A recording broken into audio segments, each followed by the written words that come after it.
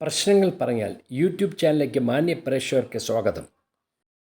നാടിൻ്റെ പ്രശ്നങ്ങൾ സത്യസന്ധമായി ജനങ്ങളിൽ എത്തിക്കാൻ ശ്രമിക്കുന്ന പ്രശ്നങ്ങൾ പറഞ്ഞാൽ ചാനൽ ഇതിനു മുൻപും ഈ പ്രശ്നം ജനശ്രദ്ധയിൽ എത്തിച്ചിരുന്നു. എന്നാൽ ചിറയൻകീഴ് പഞ്ചായത്തിലെ പഞ്ചായത്ത് സെക്രട്ടറിക്ക് ഇതൊന്നും ശ്രദ്ധിക്കാൻ സമയം ഒട്ടുമില്ല. പ്രശ്നങ്ങൾ ഇവിടെ തുടങ്ങുകയാണ്. ചിറയൻകീഴ് പഞ്ചായത്തിലെ 11 വാർഡിലെ പെരുമാതുറ കായലൂർ റോഡിലെ കത്തിക്കൊണ്ടിരുന്ന സ്ട്രീറ്റ് ലൈറ്റ് ലൈൻമാൻ ഊരിക്കൊണ്ടുപോയിട്ട് 1 വർഷം തികയുന്നു.